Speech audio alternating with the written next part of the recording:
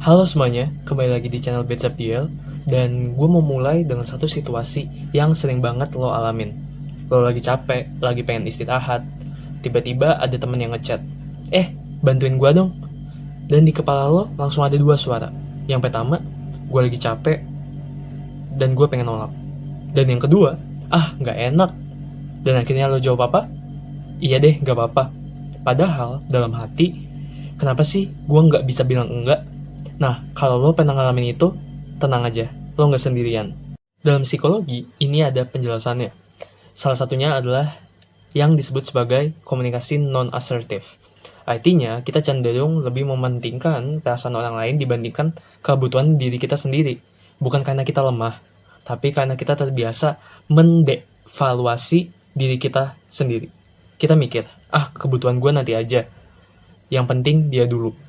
Dan kalau ini terus-terusan terjadi, lama-lama kita jadi capek, kesel, tapi tetap aja nggak bisa menolak.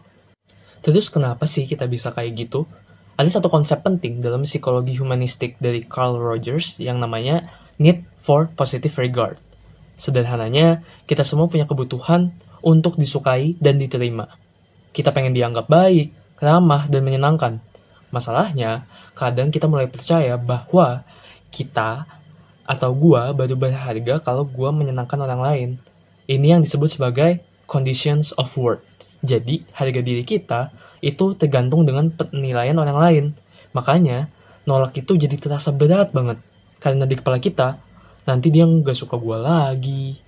Nah, ini makin kuat karena dari kecil kita diajarin jadi anak baik. Anak baik. Kalau menurut teori perkembangan moral dari Kohlberg, dia menjelaskan bahwa banyak dari kita stuck di tahap good boy atau good girl, dimana di tahap ini kita ngerasa gue yang baik kalau gue bantu orang, dan sebaliknya, kalau gue nolak berarti gue jahat. Padahal realitanya nggak sesederhana itu. Tapi karena ini udah jadi pola sejak kecil, akhirnya ke bawah sampai dewasa. Belum lagi ada faktor lingkungan.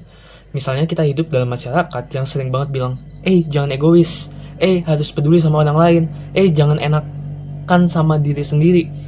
Apalagi kalau misalnya lo perempuan, yang sering banget ada ekspektasi untuk jadi penurut, jadi suportif, jadi yang ngalah.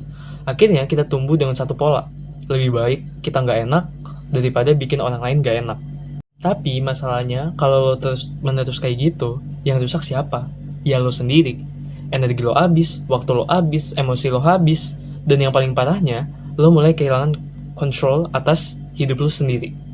Makanya di ilmu kesejahteraan sosial dan psikologi, ada satu konsep penting yang harus kita pahami, yaitu hak asertif. Artinya, lo punya hak untuk menentukan hidup lo sendiri, termasuk hak untuk bilang enggak, tanpa harus merasa bersalah. Coba sekarang kita ubah cara pikirnya sedikit. Nolak itu bukan berarti lo jahat. Nolak itu berarti lo jaga diri lo sendiri. Dan itu valid. Lo nggak harus selalu tersedia buat semua orang. Lo nggak harus selalu jadi penyelamat. Dan yang paling penting, lo nggak harus disukai oleh semua orang. Karena orang yang sehat secara mental bukan orang yang selalu menyenangkan semua orang. Tapi orang yang tahu kapan harus membantu dan kapan harus berhenti.